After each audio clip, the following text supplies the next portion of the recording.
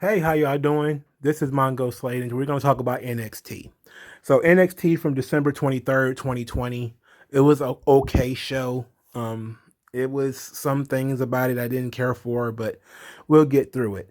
So, what made me very angry already? Raw, six-man tag, street fight, where there were tags and rope breaks. Didn't understand that at all. Didn't get it. Didn't know why they were doing it. And then that dumb shit, through osmosis, seeped into NXT.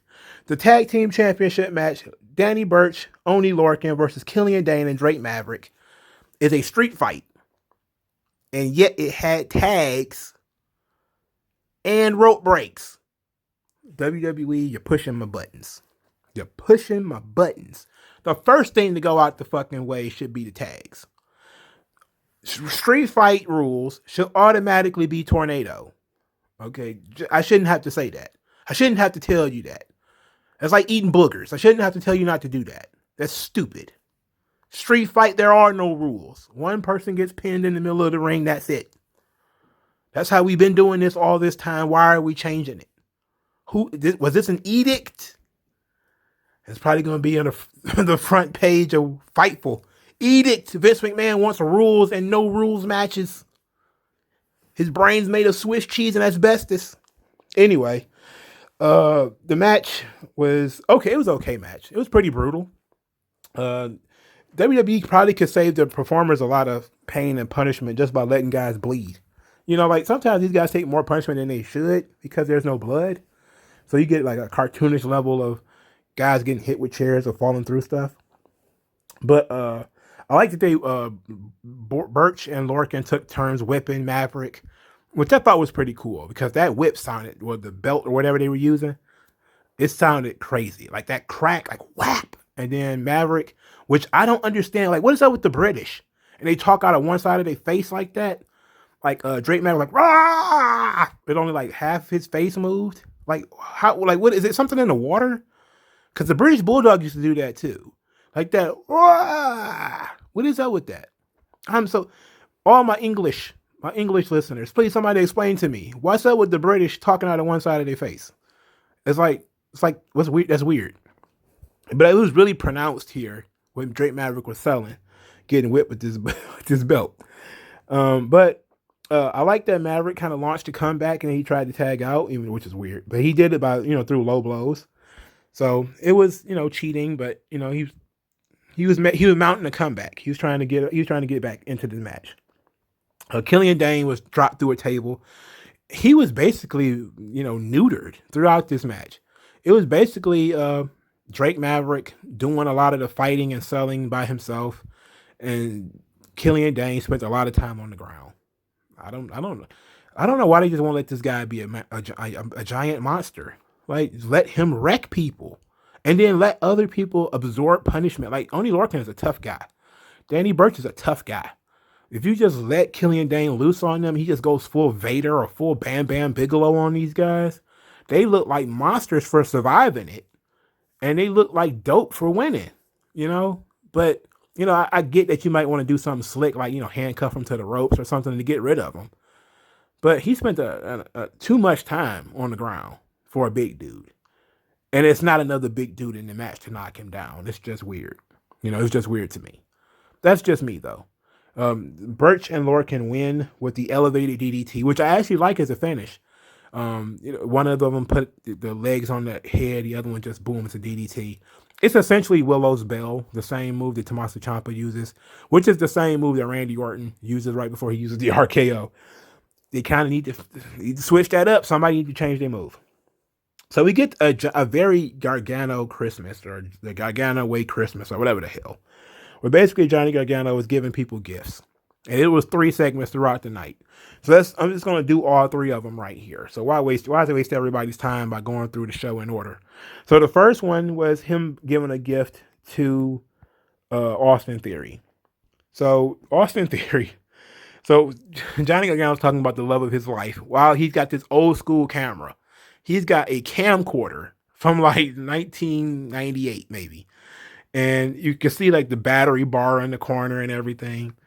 And he's talking about the love of his life, and the camera is directly on the North American title, and then it very quickly moves over to Candice, and then he hands Austin Theory his gift, and Austin Theory's gift is protein powder called the Gargano Whey, WHEY, which he says is going to get you to take over in no time. And he's so happy that he's been given the Gargano Whey. It is incredibly stupid.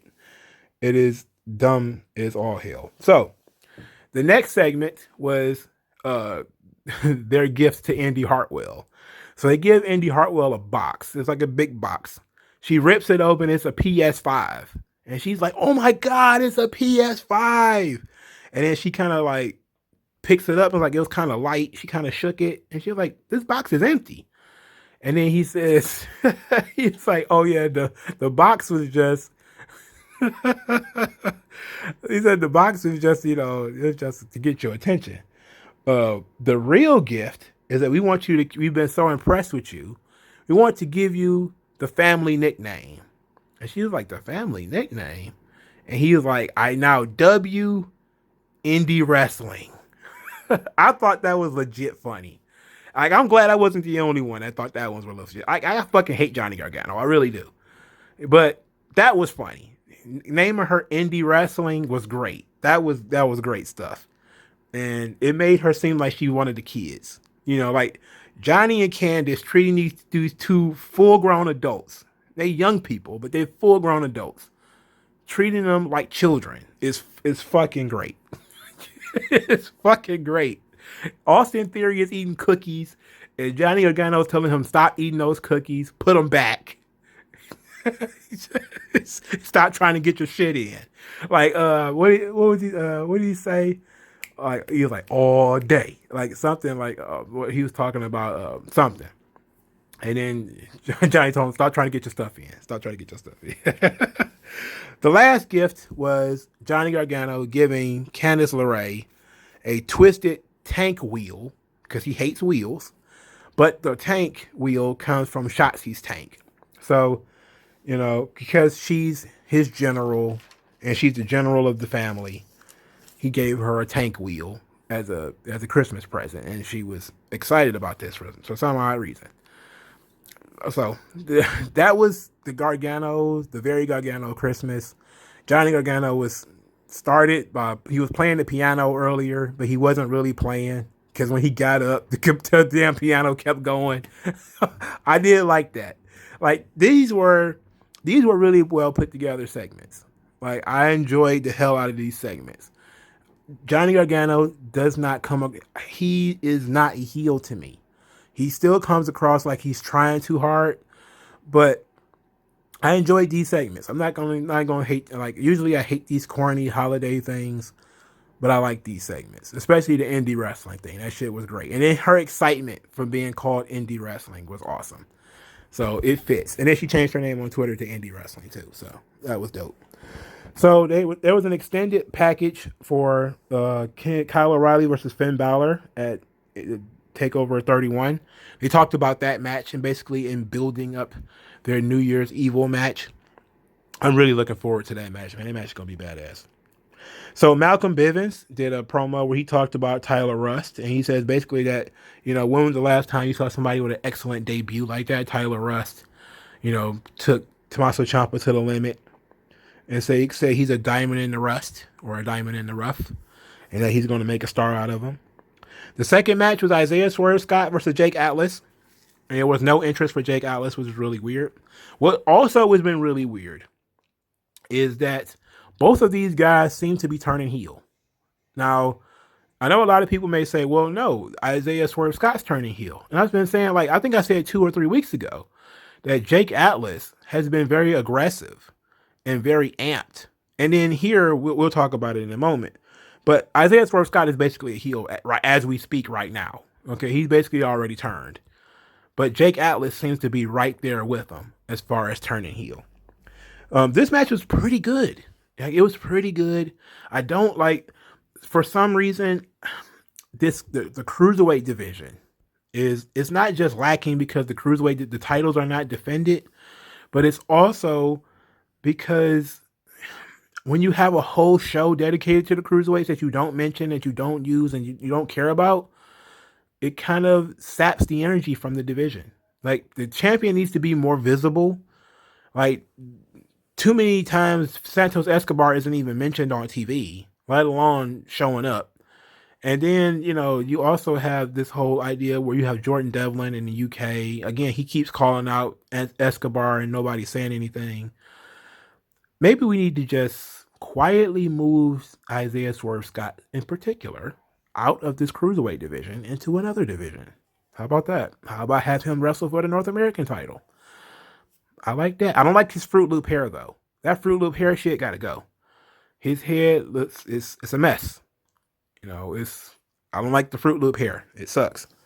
But this match was pretty good, and of course, the top spot of the match was when Swerve countered a top rope hurricanrana to land on his feet. It was a top rope reverse hurricanrana, if I believe correctly. And he landed on his feet, and guess what? The camera caught it perfectly. It was a perfect shot of the cameraman seeing Jake Atlas's face, and then in the back is Swerve with like his, kind of checking it out. Like, yeah, I landed on my feet. Like, so what? Like his confidence now is high.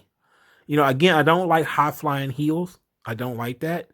I really prefer my heels to be a little bit more grueling, a little bit more vicious. But I like this. I like Swerve. I liked him before he came to NXT. I like him now. Jake Atlas, I'm becoming a little bit more interested in him. I still want him to work on his strikes, and I want him to get a new finisher. But I like this. This match was fine. Swerve won with the confidence boost. How would you explain what the confidence boost is? It was basically, it was some type of flip into a victory roll bomb or something. It was weird. It was too complicated. You need something a little bit more simple. And after the match, Swerve very cocky,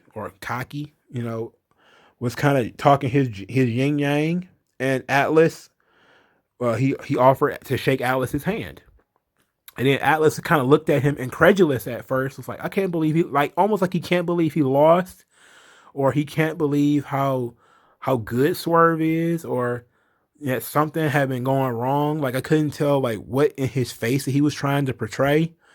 But ultimately, he didn't shake Swerve's hand. He walked away. So I'm thinking, oh. So now Jake Atlas is upset that he lost. And I was like, okay.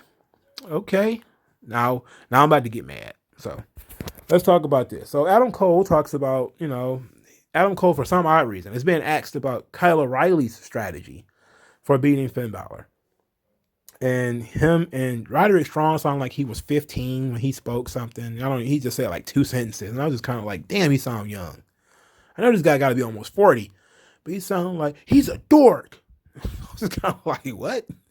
He called Finn a dork. I was like, okay. So then out of nowhere, Velveteen Dream shows up. And Velveteen Dream talks about, how the mighty have fallen as far as Adam Cole. He's not doing anything. And, Kyle O'Reilly is now the new leader of Undisputed Era. Adam Cole smacked the dog shit out of him. First starters, Velveteen Dream showed up wearing a Jiffy Pop bag on his head. If you don't know what that is, he's wearing a bonnet. When you ever see black women coming out of the house with a bonnet on, that Jiffy Pop bag, and always lean to one side like Uncle Ben on that goddamn box, it is disgusting. It is disgusting. Anybody who let a full-grown man come out of the house wearing a bonnet, a Jiffy Pop bag on his head, he's not his friend. Velveteen Dream is, he's on the ropes, So he gets smacked, and Kyle, then Adam Cole says that, there is no leader in the Undisputed Era, and since he's, bumping off at the mouth, he's gonna fight him tonight. And I stopped this, because I was very angry for 2 reasons. One, I don't like that wrestlers are making their own matches. You could have done something else. You could have not had the match. 2, I don't like impromptu main events. I said this on Twitter. I'm going to say it here. you should, if you're going to promote anything for the show, what you promote for the show should be the main event. Okay? Promote the main event. You could just make other things impromptu, right? You can make an impromptu first match, second match, but the main event of the show should not be made 15 minutes into the show. The format of Raw is disastrous because of stuff like this. Okay, you have to watch the show to know what the main event is. It's like, no, tell me what the main event is, and then I'll watch the show, and then you can just build up to it, right? Just tell me what I'm gonna go see. Like, we don't have a problem with this at any other time. Like, when you tell me what to watch a pay-per-view, just tell me what's gonna be on the fucking show. Otherwise, I'm gonna go watch something else. Like, what am I looking at here? It's like NXT. It's like, okay, cool, but what matches am I going to be looking for here? Now, they did promote 2 matches. They promoted the tag team championship match, Dakota Kai and Raquel Gonzalez, and then Jake Atlas and Swerve. Like, okay, those 3 matches are fine. I naturally assumed Rhea Ripley was going to be in the main event, and they wasn't. This was the main event: Adam Cole versus Velveteen Dream. We'll get into that match later. So Timothy Thatcher shows up and says that he tried to fight Tommaso Ciampa. He respected that Tommaso Ciampa, came up to him and challenged him directly. He respected that, but that he felt like Tommaso Ciampa doesn't respect him.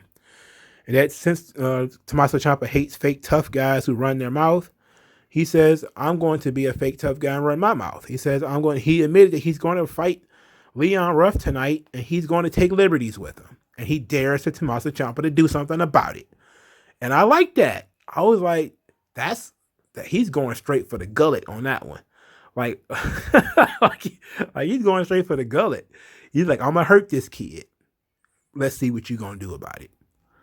And now you like, okay, Ciampa got to come save him, right? We'll talk about it when we get there.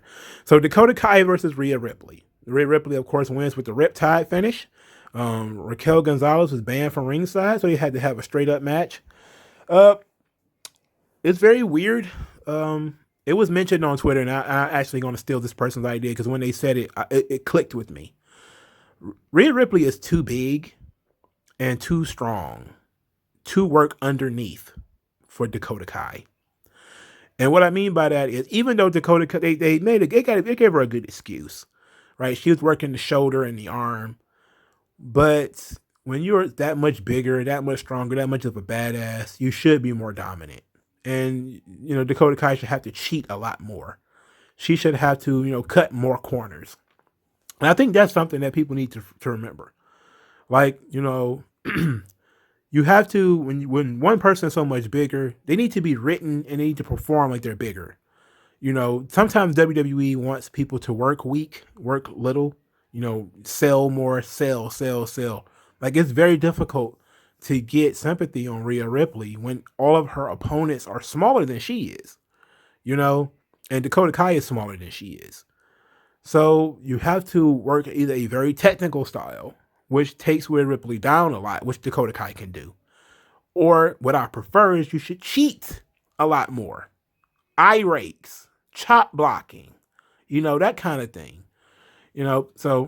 But this match was pretty good. I like Dakota Kai, I like Rhea Ripley. But I think that critique of the way Rhea Ripley is booked is very good. Rhea Ripley is not booked like the big person that she is. Like, she's big. Let her be booked like she's big. Now, I don't know what that means. Like, does she go in there and just squash Dakota Kai? Like, no. Dakota Kai powders, runs around the ring a little bit, then maybe she gets a chop block in, or leg kick in, or something like that. She rakes some eyes when she's in trouble. She thumb to the eye, hit her in the throat or something like that. Some cheap shots, rabbit punches, kidney punches, stuff like that to weaken her and taking her down. Just be vicious, dig her nails into Rhea Ripley's eyes, some stuff like that. That's basic psychology. And I'm glad that other people noticed it.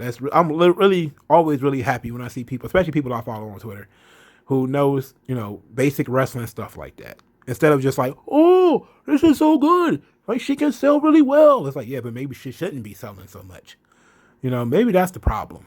But Rhea Ripley's getting over, I think maybe part of the problem that a lot of the starch came out of Rhea Ripley isn't because she lost to Charlotte. It's because after she lost to Charlotte, she didn't have anybody else. There was no other challenger. And then Raquel Gonzalez came, and now like the heat for Rhea Ripley is coming back because Raquel Gonzalez is big. Now she's somebody who can put Rhea Ripley in danger, who can make Rhea Ripley sell. But I'm getting ahead of myself. Okay, so wait a minute. What was I doing here? Where was I? Okay. So it was a pretty good match. You know, Dakota Kai is a good worker. She takes a lot of losses though. she takes a lot of losses. I mean, she's small and kind of a mid-card heel, so it's fine.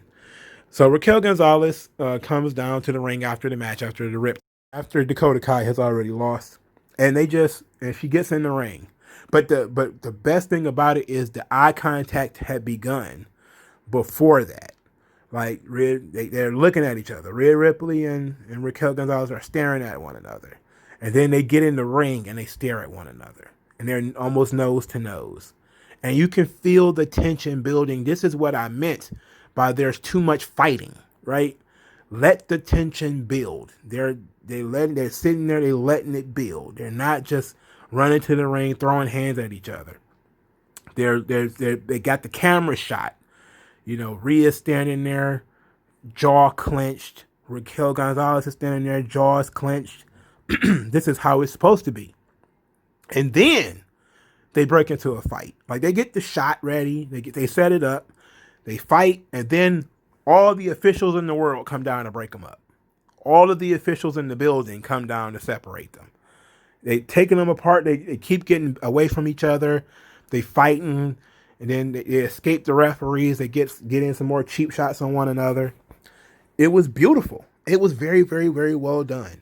And then later in the show, it was set up that they will be having a last woman standing match at New Year's Evil.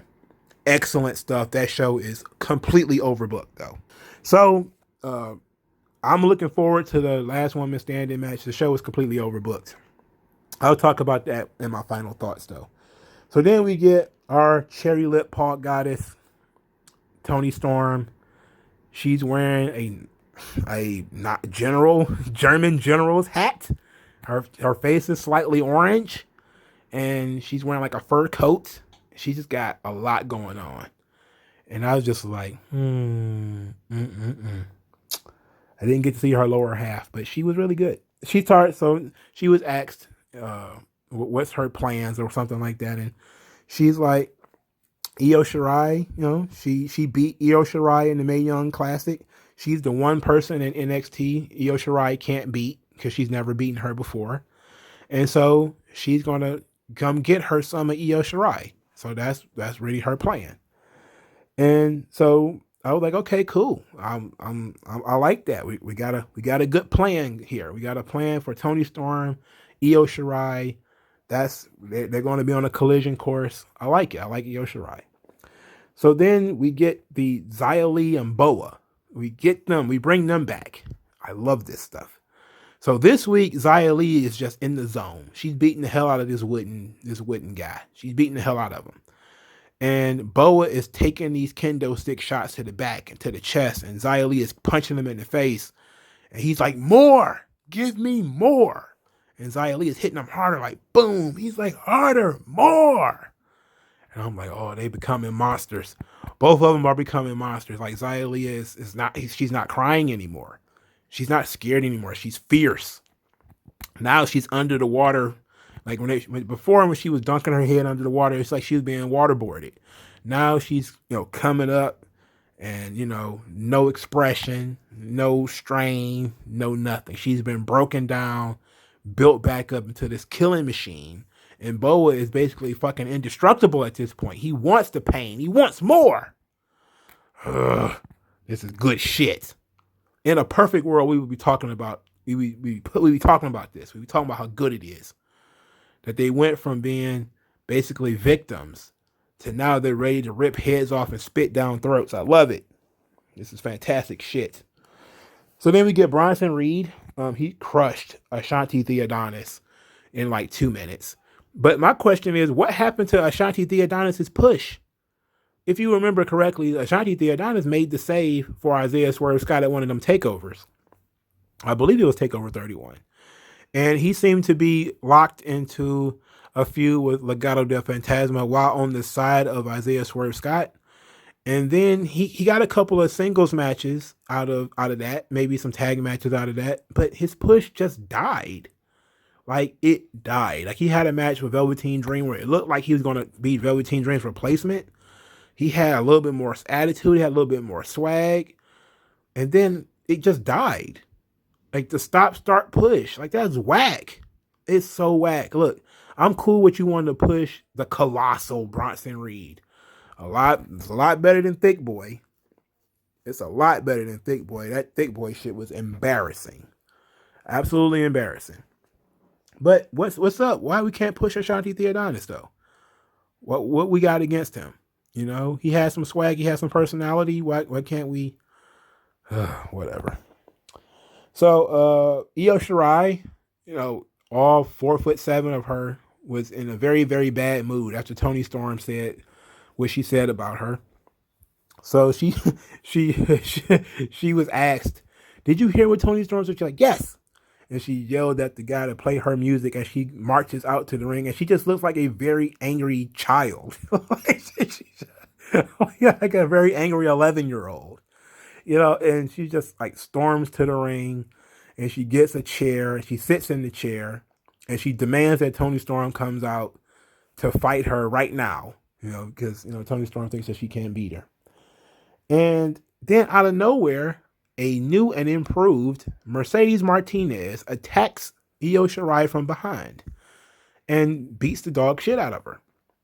Now, there was no save here, which, is WWE. You can't really expect too many saves, people to do the right thing. But it was also, fairly good because it was a surprise. For those who don't know, Mercedes Martinez was initially in Retribution. They pulled her from the group. She was the second woman they pulled from the group. Jessie Kamea was also in Retribution. They pulled her. But I remember Lance Storm making that joke, like, like if I was in that group, I wouldn't be too excited. But Mercedes Martinez got pulled, I think the second week maybe, after some of the people were wearing masks. She got pulled out the group, and then she disappeared for like a month. So this is her like re-debut. They haven't really been doing much with Mercedes Martinez. She got a really good reputation. She's a little older. I think that she basically was brought in to be the new Shayna Baszler, because she is, a bigger woman, more experienced woman, rough, could be that big rough heel. I love that idea. She's going to, I thought that's why she was being brought in. Then they did the whole stupid thing with her and the Robert Stone brand, and she had that short feud with Rhea Ripley where she lost every match. But they brought, Mercedes Martinez in, and she beat the hell out of Io Shirai, reestablishing herself, and I liked it. I thought that was dope. Look, the more challengers you have, the better. When they first did the double debut of Ember Moon and Toni Storm, it was a who's going to get there first. And then, we over the course of weeks, we got, okay, Toni Storm's going to get there. Ember Moon is, I don't know where Ember Moon is. But now, because Ember Moon also lost to Raquel Gonzalez. But now we got Mercedes Martinez cutting the line.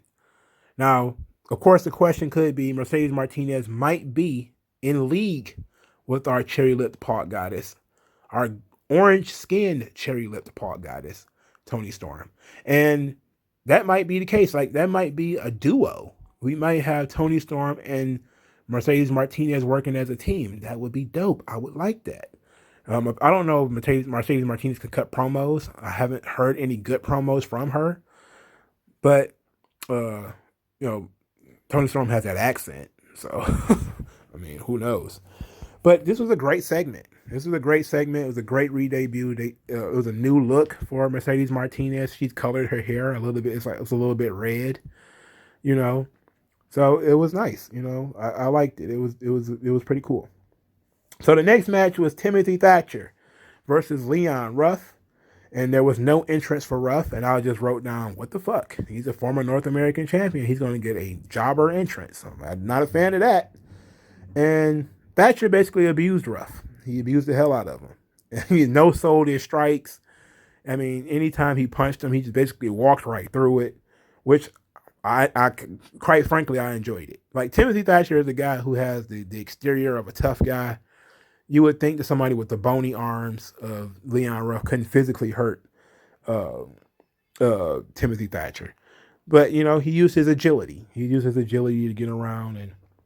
But I like that he springboarded himself right into a European uppercut. Like, he was trying to escape or do like a crossbody or something like that on Timothy Thatcher, and he just, boom, European uppercutting him like right out of his skin.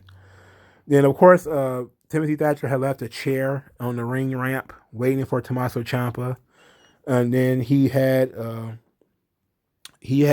Ruff by the leg, about to put him in a single leg Boston Crab. And Ruff was trying his best not to fight this hold. And, for some reason, Thatcher was basically like, come on, what are you going to do? What are you going to do? I'm about to hurt this kid. What are you going to do? And while he was yelling at an empty chair, Leon Ruff rolled him up in a small package and pinned him. I was like, whoa. I was genuinely excited because Leon Ruff had no offense in that whole match. So it was a complete and total fluke. But I do hate that it was a distraction finish.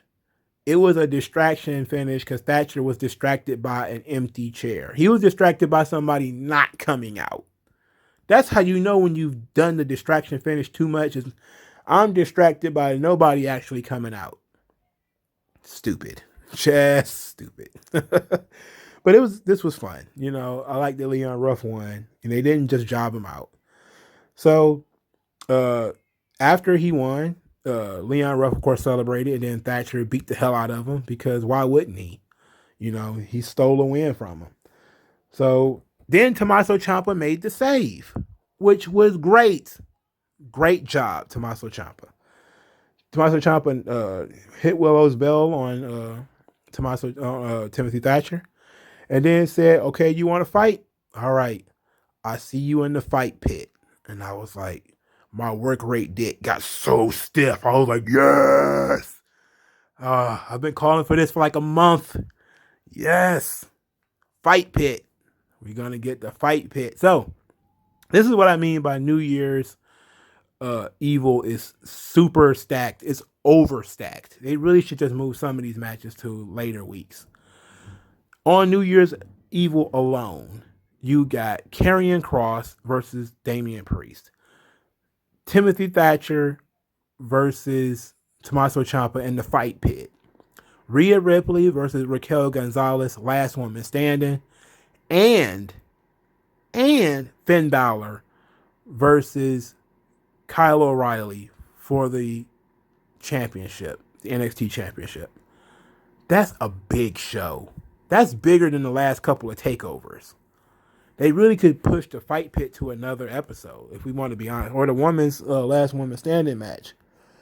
You really could push those to other episodes. But this is going to be a big, big, big episode. So we get a promo from Damian Priest, who says that, Killer Kross ain't as time, or Karrion Kross ain't as tough as he thinks he is. That Priest is still standing. And that, he plans to punk him out on New Year's Evil. He's going to get some hands on and going to punk him out. I'm like, okay. All right, cool. Later, Karrion Kross had a similar promo where he talked about, Damian Priest going to get them hands because he disrespected Scarlett and trash talked him behind his back.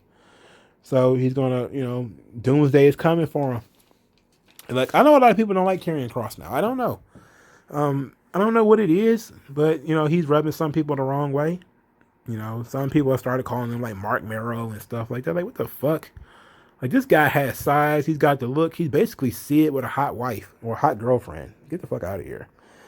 So, the next match was Arya Daivari, who has been a 205 Live staple. I believe that Arya Daivari, this is his first, or maybe on one hand, how many times he's actually been on NXT. Arya Daivari has been in WWE for like 3 or 4 years. This is the first time I've seen him outside of of 205 Live. But he wrestled Tyler Rust, and Tyler Rust looks 90, or he looks like the guy from Highlander. What's the what was it? Wasn't it not Adrian Paul? The other guy, Christopher Lambert. Okay, but when Christopher Lambert played Raiden in Mortal Kombat, that's how fucking Tyler Rust looks. He looks like Raiden from Mortal Kombat.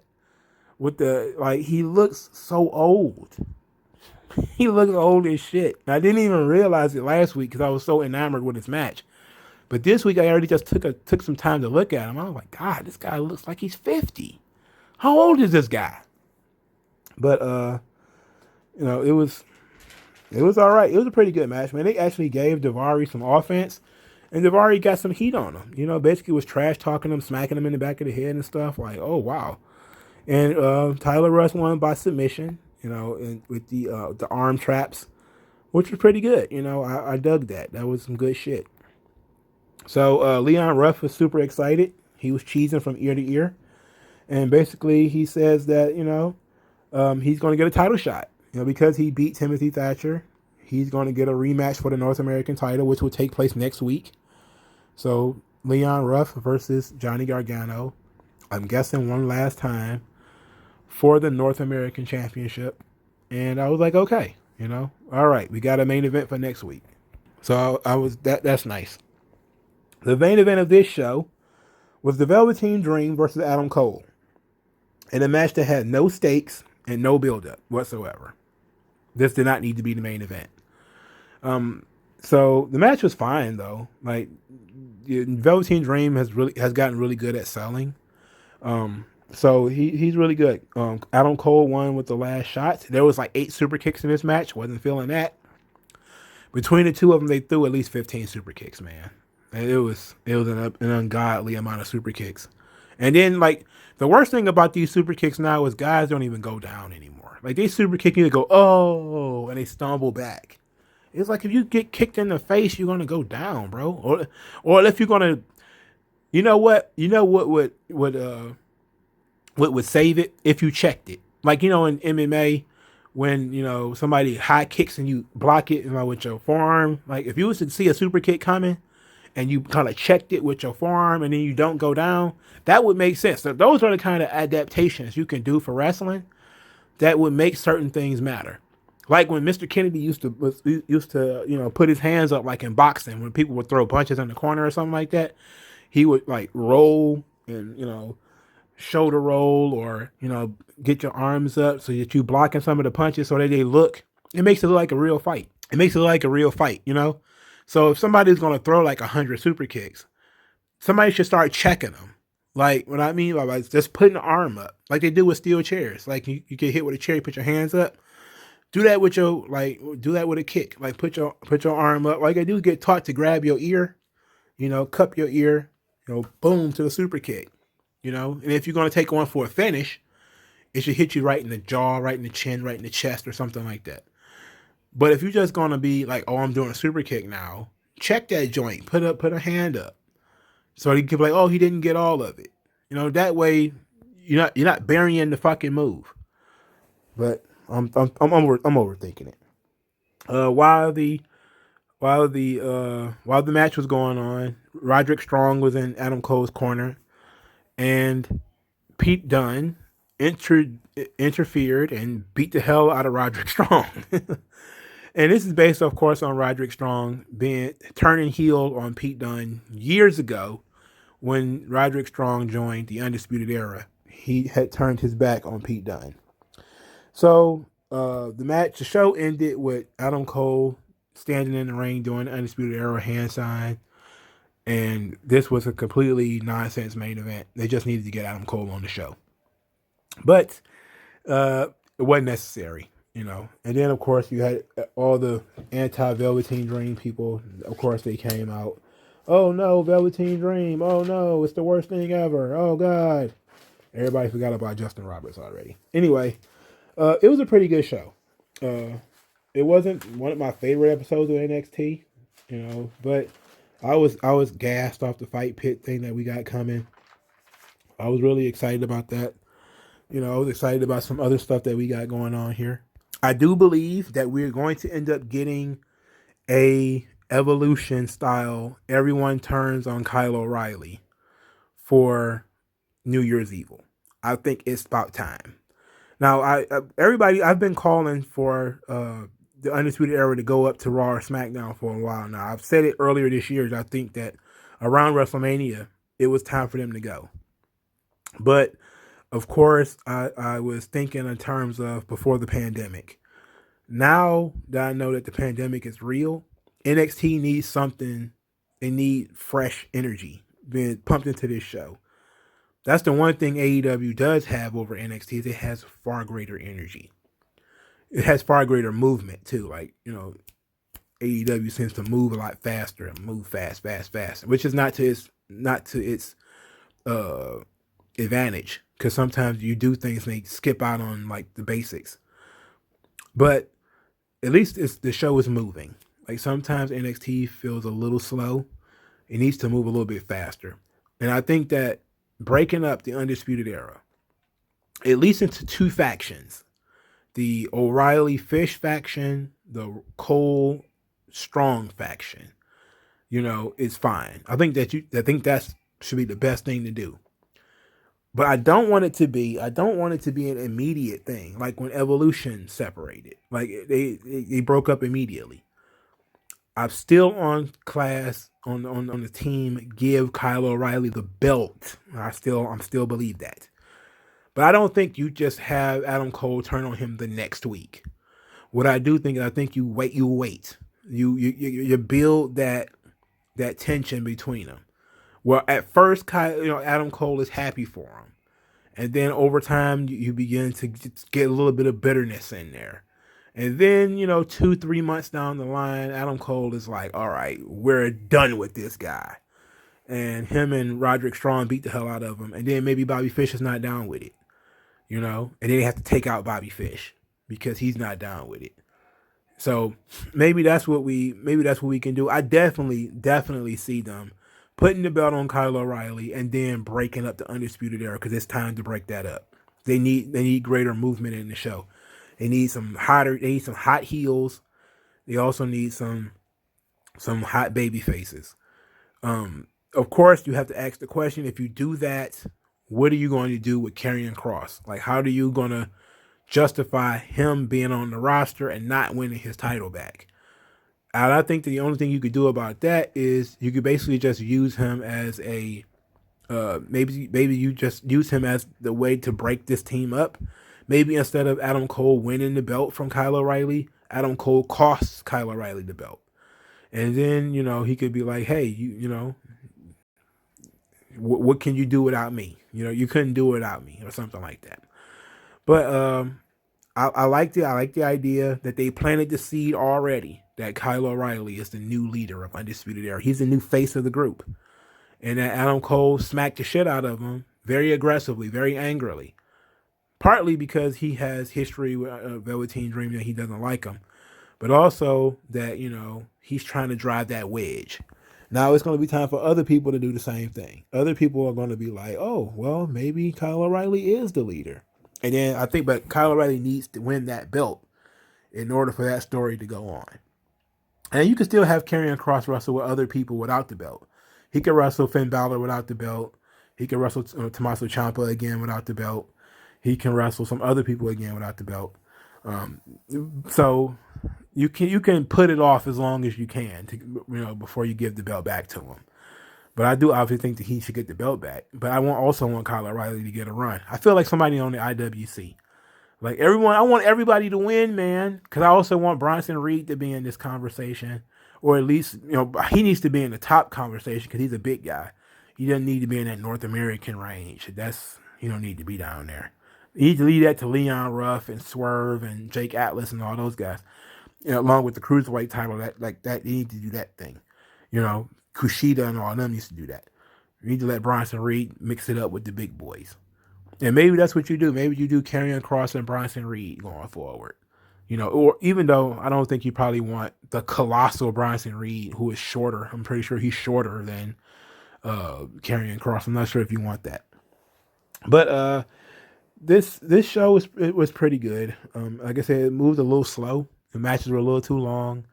There was but it was very good. I enjoyed it. Nothing spectacular like the last week's match or the O'Reilly Dunn match. Nothing spectacular like that, but nothing terrible either. Just kind of disappointed. Some pushes disappeared, but that's about it. I know there's probably something else I wanted to talk about, but I don't remember what it was. If we're being honest, I didn't write it down. So if I didn't write it down, it didn't matter. All right. So thank you guys for listening. Thank you for listening to this video. I appreciate your time. Join the street team. Please just hit 3 count commentaries. Put that hashtag in the various comment sections of your favorite wrestling YouTube videos, so they make it easier for other people to find my content. Instead of telling them about it, just say, hey, visit 3 count commentaries, and I would appreciate the hell out of that. That's probably a lot easier than sharing, because people, will just click it and be like, what is that? Because I can't be everywhere. Like, I refuse to subject myself to Solid Monster and What Culture and shit. I can't do it. It's just brain poison. But I know a lot of other people listen to that stuff. But if you guys like to send some money, the Cash App is always open. I appreciate that too. If you guys just want to leave a kind word in the comment section, that works too. I appreciate that. I appreciate everybody who listens. It's everybody who gives me just a bit of their day. I appreciate you so much. Thank you, and I'll talk to you guys later. I can paint the dawn with the sunrise.